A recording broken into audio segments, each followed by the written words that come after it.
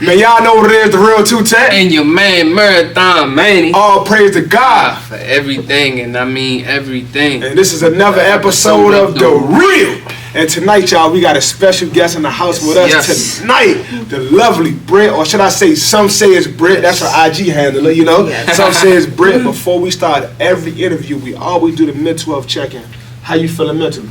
I'm feeling blessed. I'm feeling great. Yes. Love that. How about yourself, Mr. Marathon? Man, I'm blessed and busy, man. Birthday just passed, so reflecting and just loving life. Amen. Challenging myself. How you doing, bro? And for me, like I always say, I put my 2 feet on the ground. It's a W-I-N. It's a win. I can't complain, but ain't nobody gonna listen. So thank God for everything. No matter what I go through, I'm gonna get through it. No matter what. So God is great for everything. No bull. So Britt, man, that's the first question we ask our guests, man. Who are you and what do you stand for? Ooh, that's a good question. Wow, that's a great question. Well, my name is Brittany. What I stand for, is I just stand for God. I can just say that. Like, I stand for God and just my morals and my values. I can say that. For sure. So tell us, Gary, what brings Britt on here today? So we're going to talk about her health journey because as we all know, or some people that don't know, I ain't going to tell y'all who she is to me because y'all don't need to know all that, you know what I'm saying? Y'all need to know all that. Y'all be stop being don't be nosy, y'all. Mind your business. This ain't my girlfriend, I'll tell you that now for all of y'all. Yeah, you're not exactly. You talk about her health journey because you know you have some struggles with your weight for a long time. So talk about your health journey, talk about the process you went through to lose your weight. And, you know, because you talked about this on Instagram, so I wanted to bring you in. So talk about the whole process from the beginning to the end, and we're going to ask you questions from there. So I started my health journey about a year ago. I went to the doctor, and I was going for my physical, and I'm 5'8", so I'm pretty tall. But I got on the scale. That thing said 325, y'all. 325, and that was like my rock bottom for me. I was like, I got to do something about it. So I talked to my primary care physician.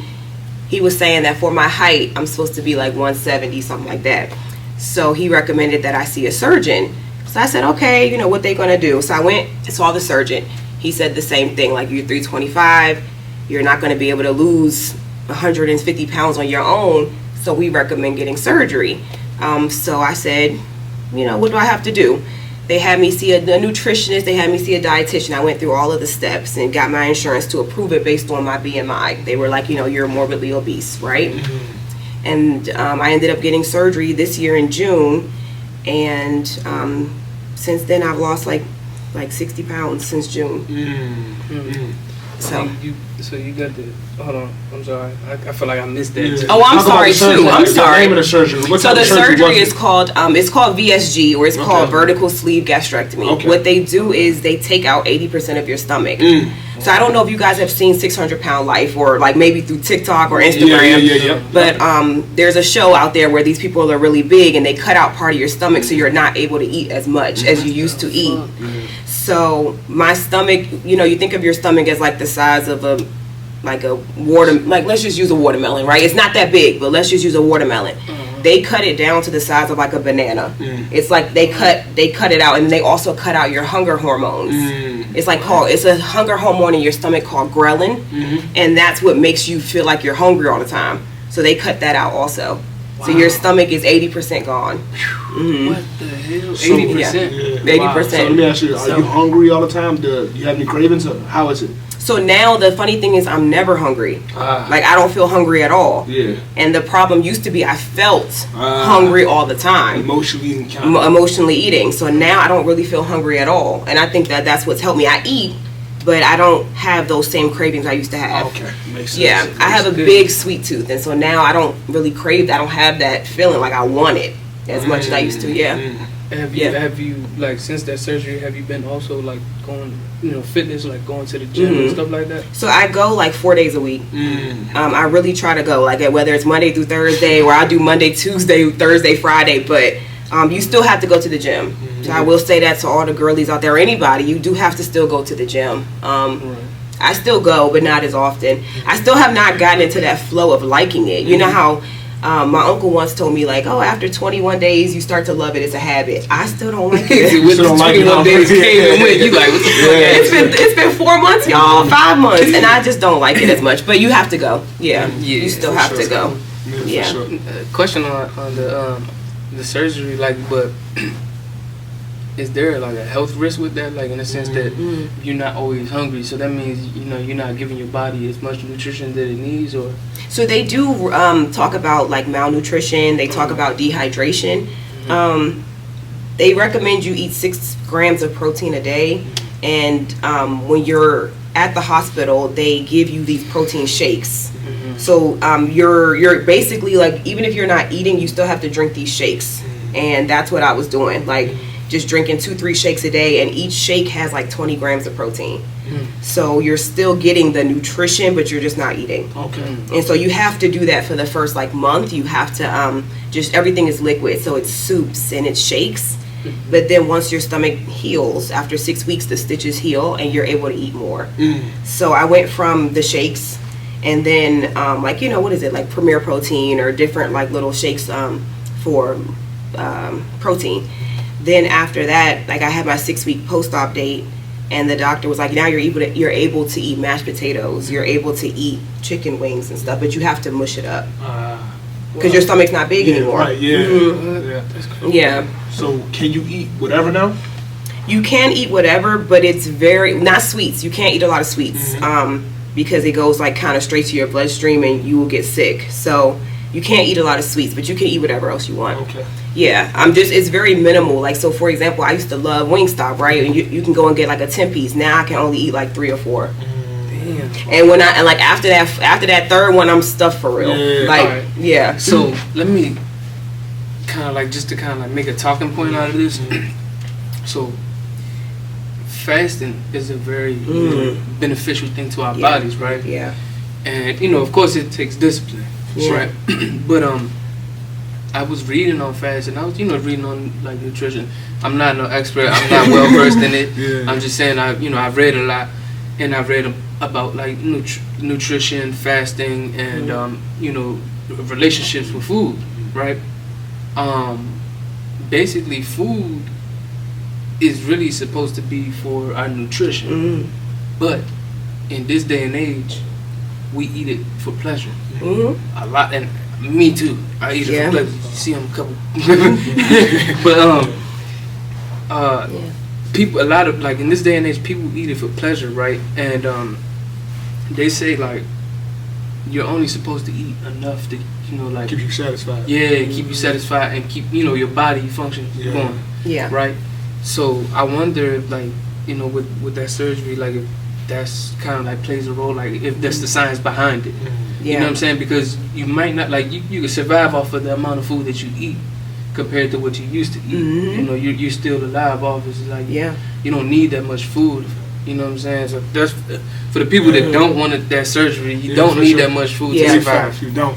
And that's what I was going to say. I think for me, what Kyrie said or Tutat said earlier, it was the whole idea of emotionally eating too. Like I think if you're having a stressful week, if something happened, you're like, man, let me just get some wine, let me get some ice cream, and you're just like, and then after a while you gained a couple of pounds, or you can either be emotionally eating, or it could be a happy occasion. It could be a birthday, or even funerals. You see people eating. People will come together and they eat, and then after a while you're like, wow, like I done gained all this weight just from eating, and you don't need to have it. And the crazy thing about it, like when you eat, like, I know something like there's a science behind it where your body, so you're supposed to take in food during a certain period of the day, not just any given time of the day, right?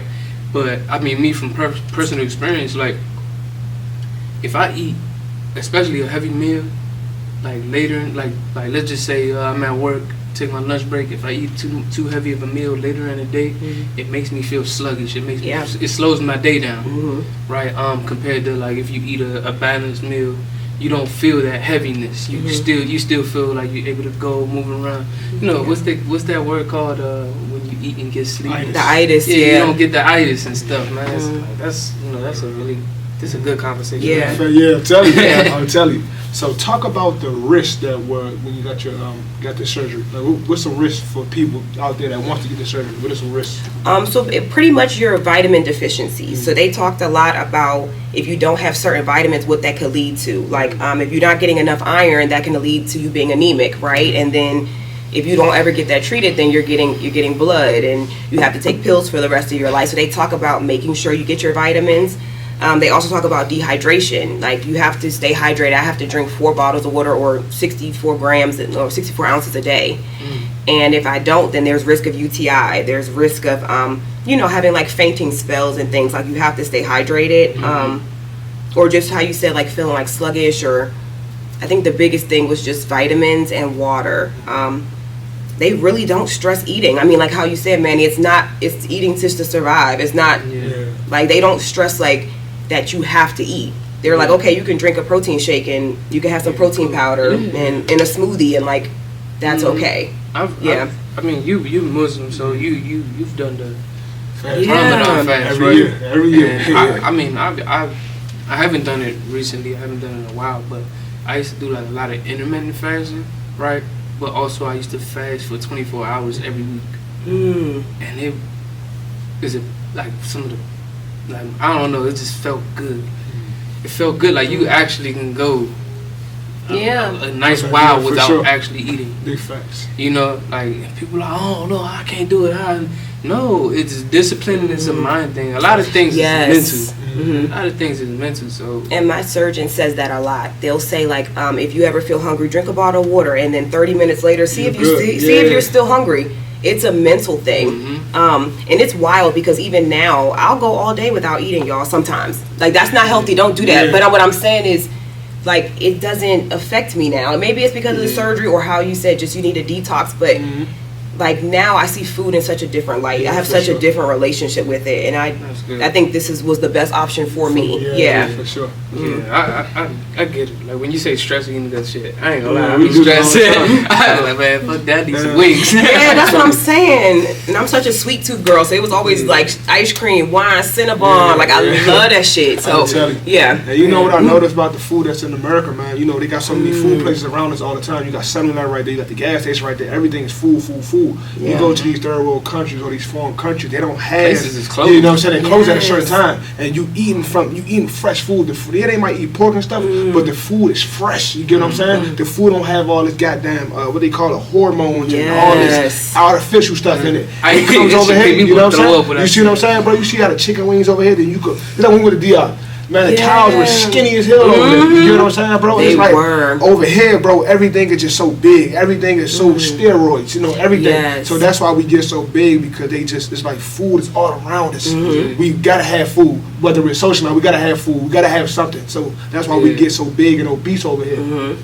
Another thing that I would say is alcohol, too. Like, a lot of people don't understand how sugar calories, like, or liquid calories, too. Alcohol, happy hours, like I'm glad you brought that up, happy hours, you know, Friendsgivings or anything, and people bring out liquor. I mean, it's not even the liquor per se, but when you start getting the orange juice, the cranberry juice, all that sugar, that's another way. People think like, I don't eat that much, but you drink a lot. That's how you can gain weight also. I mean, look, I've been seeing people. They used to, back in 2014. They was 150 soaking wet. Next thing you know, 250. 250. I'm like, oh baby, what you doing? Slow down. What's going on? You trying to say birth control? That is a myth. That is a myth. No damn birth control. That is a myth. It used to be like that. What's going on? Big facts. Big facts. So, what? Real quick, how has it affected or benefited your mental health, or like, you know, your confidence, your self-conscious and stuff like that since you've had that surgery and started losing weight? Man, I feel great. Yeah. I feel great. I feel good. Like, honestly, you know, I've never even, wow, y'all getting an exclusive. I've never said that like I was 325 pounds before. You know? So to speak on that now is just amazing. Like, I feel great. Like, I feel good. Like, I feel lighter. Thank you so much. I feel lighter. Like, you know, it's funny how, you know, people can tell you all the time you need to lose weight or get healthier and things like that. But it wasn't until like I started hitting rock bottom, like I don't like how I feel about certain stuff or even myself, that something had to change, and I feel great. I look great. You know what I'm saying? And I feel good. I feel good. Like, I really do not regret this. I mean, some people, it works out. They can go to the gym and every day and be disciplined, but this worked for me. Like, my issue was always my eating and not knowing when to stop. Honestly, it was just not knowing when to stop. Like, okay, even though I'm full after those 8 wings, it's only 2 left. I'm not about to waste them. For sure. So you know what I'm saying? I'm about to still eat. Then I'm walking around with a damn food baby. You know what I'm saying? So I think it was just like, or being like, okay, it's lunchtime. I gotta eat when you're not even hungry. Exactly. You know. So I feel good. You know, it is, sometimes I do have that mental turmoil with the surgery just because your surgeon's like, oh, you know, you're going to lose a lot of weight fast. So sometimes I get on the scale and I'm like, I gained a pound.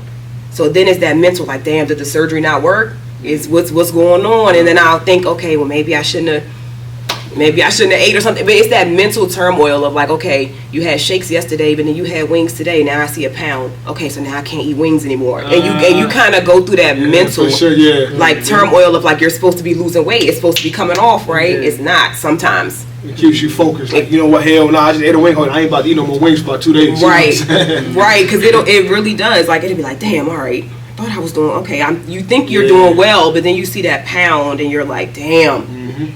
But then honestly, sometimes you gotta like, you go to the gym real quick, the next day it's gone. So, but as far as now, like, I feel good though. Like, trying, like, putting on clothes that like is baggy now. Yeah, for sure. You know, and I mean, I just feel good. Like, I feel like, honestly, to be like completely honest, I feel like I always had the face, right? I've always had the look. Like, I've always been a pretty girl, right? Still pretty girl. But it was always my insecurities about the body per se. Yeah. And it wasn't until I had to hit that rock bottom of like, okay, now we went to DR. I'm uncomfortable in the seat. Like now I can't fasten the seatbelt. You know? And that was one of the things that really like turned it around for me, where I was like, no, I have to do this, because we went to DR. No, I'm sorry. I went to Jamaica, and we get on the airplane. The seatbelt don't fit, y'all. I had to like ask the lady for an extender, and that was really like, as a woman, you like, damn, like, and I'm next to these 2 skinny people, and I'm like, damn, and I feel comfortable. I feel uncomfortable because scoot your skinny ass up a second. I feel uncomfortable because she all on her husband, like trying to stay away from me, and I'm like, sorry, my thigh don't fit. Some Jill Scott, why did I get married? I was about to be in the car, like, I can't take a car to Jamaica. I'm about to be in the car. But like, it was things like that. It was like, I live on the 2nd floor, so like going upstairs, I'm hard at breathing. Like, it was just certain things for me. And it was like, you know, I just always felt that way about my body, and I had to make that change. I'm almost 30. I had to make that change. Big facts. But like now, I look back, I feel good. I really do. I feel good. I look good. I'm starting to see it now. So before you got the surgery, were there people like, man, you shouldn't get that surgery, you shouldn't do this, you shouldn't do that? Because you know, there's always going to be people that say you shouldn't do something. Talk about that. Did that, I mean, of course it didn't deter you, but did you have second thoughts about doing it? Yes, so people were coming to me like, oh, you know, you should try keto. You know, that's a big thing. That's a big social media fad, is keto. People were telling me like, just diet and exercise. Like, that's the old school way. Some people experience weight loss surgery themselves, and they're like, oh, it didn't work for me. So, you know, you have to be careful. You're spending all this money, it might not work. So people were, but and I also had very supportive people as well. You know, I talked to my little sister, and she was like, if you want to do it, I fully support you. You know, I talked to my brother, same thing. Like, look, I think you should like go to the gym, but I'm gonna still support you regardless. And I think that having that support blocked out all the negativity too. Yeah. I mean, and it wasn't even a lot of negativity, just more like, okay, this is your first time ever having surgery. Are you sure?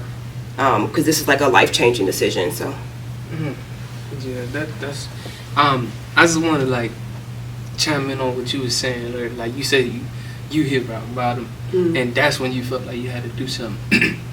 A lot of times you get hear from so many other people, right? Change, just when it comes to change. Like, a lot of times you hear from so many people, but you won't make that change, or you won't take that step until it hits you.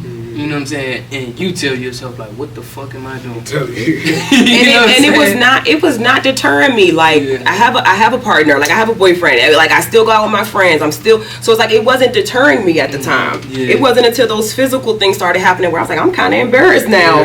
Like, I even another example, I went with my friends to King's Dominion. I couldn't get on some of them rides, you know? And like one time the lady was like, oh, like they have bigger seats in the back.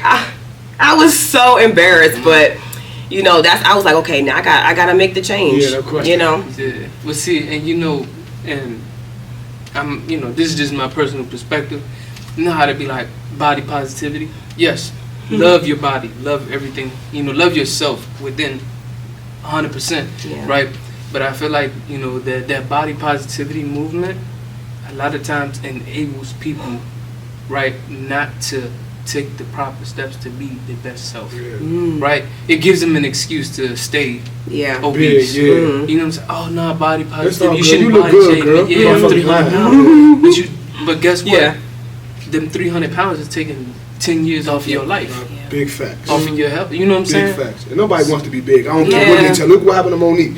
You know what I'm saying? Everybody, I fat kid with the movie Fat Girls. But now look, you know what I'm saying, bro? Because we always, I like being big. Nobody, it's uncomfortable, bro. It's uncomfortable. Nobody want to be big, and people think people laughing at you. No, they laughing at you because you're so damn big. And so that's why I be like, man, get healthy. Like Manny was saying, you 300 pounds, but every year it's taking 10 years off your life.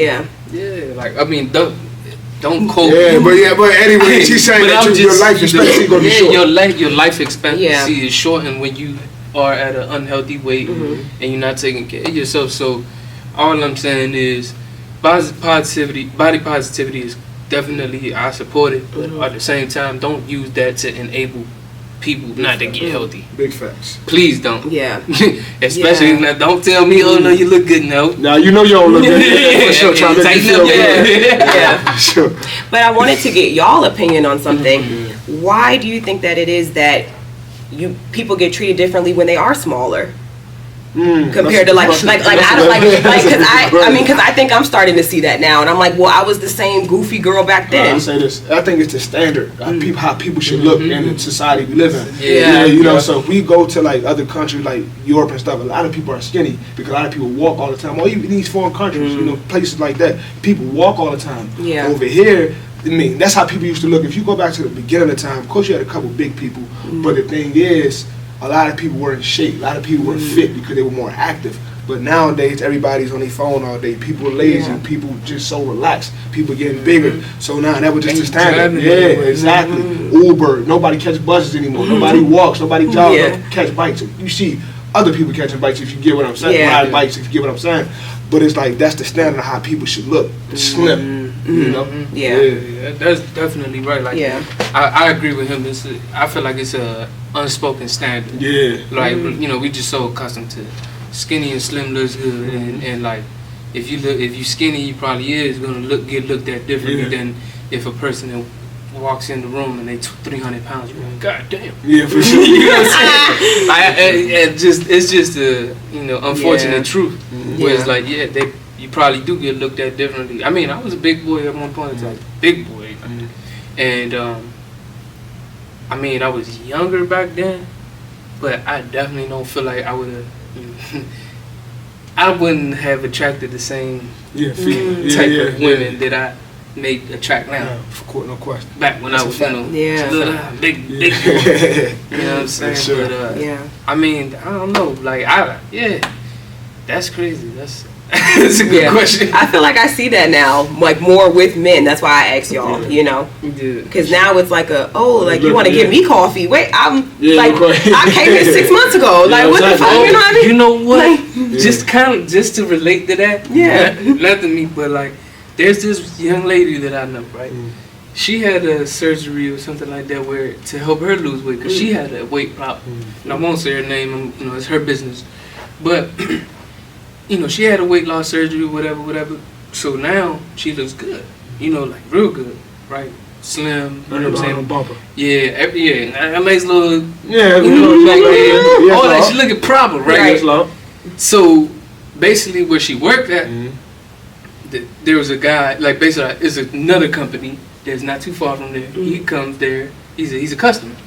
So before, it was never. How you doing? You know, conversation. It was more like, you know, kind of like button his nose up, like you say, kind of like get treated differently because she's bigger, right? So you know, he basically used to overlook her or not even pay her no mind when she was, you know, big girl. Yeah, big girl.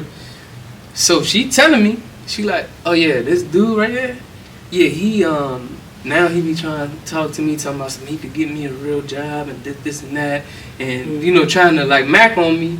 Now that I'm smaller, but back when I was bigger, he used to have an attitude problem and this and that, and I'm like, well, look at that. People remember. Yeah, and it's just like, dang, and it kind of remind me. Yeah, back then they didn't want me. Now I'm hot. Yeah, ain't that some shit? But it remind me of this social media meme that I saw. Talking about that you bigger, like you compliment the big girls that's in the gym. Yeah. So when they get skinny, they come see you. Hey, that's what you gotta do. You gotta keep going, bro. Yeah, I'm telling you. Go, big girl. That's the positivity. See that? Yeah, for sure. So, Brittany, with everything down, man, like you, how do you stay motivated? Like, you know what? Because you know, like you just said, you go into the gym, you don't see it, but what keeps you going back to the gym? Is it fear of gaining that weight again, or is it a possibility you still could gain the weight again, even though you had the surgery? So yes, I go because I am scared to gain weight again, and they say that after like 5 years or so, like there's a possibility that like you start to kind of get those cravings back, and you can gain the weight back. That like your stomach will stretch out, and you can possibly gain the weight back. And I know, again, I was speaking to someone earlier who told me that happened to her. Like she had the surgery and then gained her weight back. So it does happen. So I do go out of fear, but then also too, sometimes I have to drag myself in there. But then when I come out, I feel pretty good. Like I don't know what that, like I don't know if that's dopamine or what it is, and like in your brain. But like after I work out, I feel pretty good. Like I didn't want to go though. I didn't want to go, but then after a while, and I go for like 45 minutes, nothing big. When I walk out feeling better, I walk out feeling like, okay, I'm stronger. Like I did my dues for the day. Yeah. Man, working out is a magical thing, man. It really is. I think after a long day of work, you gotta like drag yourself. I mean, and then if you in traffic, you know, it's just you gotta drag yourself to go. To me, I mean, but then when I go in there, I'm like, okay, I feel good. Like I'm glad I came. Me personally, and I'm trying to retrain my body to do this. I feel like working out first thing in the morning is the best, right? Get your workout in, cause it's gonna carry you through the day. You feel stronger. You feel like, I'm telling you, like I know this from experience. Working out first thing in the morning, the rest of the day is cake. It's light work. Like nothing. That's a good idea. Yeah, work first thing in the morning. So now, I'm training my body. It's baby steps. Yeah. I'm trying to wake up 5:30 in the morning. You know, set my alarm for 5:30. Wake up. Yeah. Get my body and mind accustomed to waking up. Be in the gym by 6 a.m. Out the gym 7:30. Shower. Work. You know what I'm saying? Yeah. It's hard. It is not very hard. It's very hard. The steps sound so simple in words. It's not easy, but I'm pretty like I know it is worth it. You know what I'm saying? So people that you got a little time on your hands, man. Train your body to wake up. First, train your body mentally, just to wake up early in the morning. Go to the gym first thing in the morning. I'm telling you, man, it's gonna be a beautiful thing. Big fact. And this is just a tool. Like this surgery is literally just a tool. The rest is on me. No question. Oh, absolutely. So it's like I just told y'all. Okay, if I have that extra wing, I'm gonna gain that pound. Then I'm like, damn. For sure. You know what I mean? So it's like it's a tool. It's supposed to help, but it's still on me. I still gotta eat better. Yeah. So I wonder if people would look at this as cheating, right? You know what? I've heard that.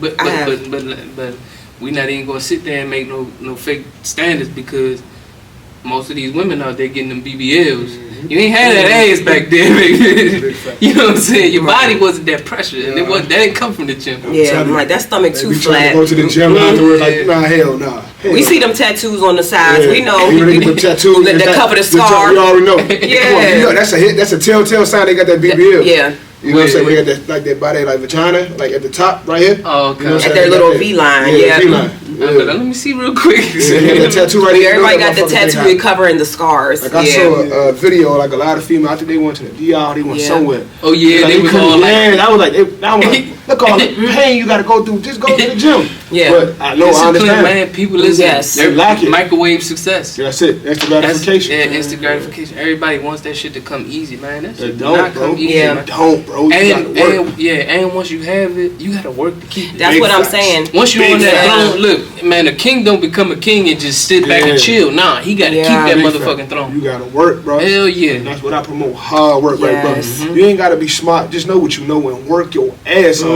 Work your hey, you gotta work, man. You gotta work your ass off. And that's why I say it's not cheating for me. I don't feel, because I still have to go to the gym.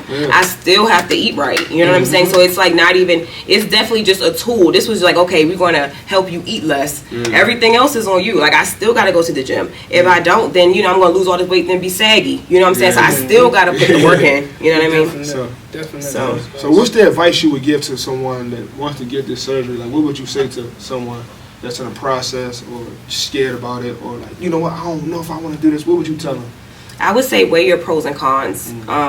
My surgeon was great because he told me straight up, like, you're 325. Your goal weight should be like 170.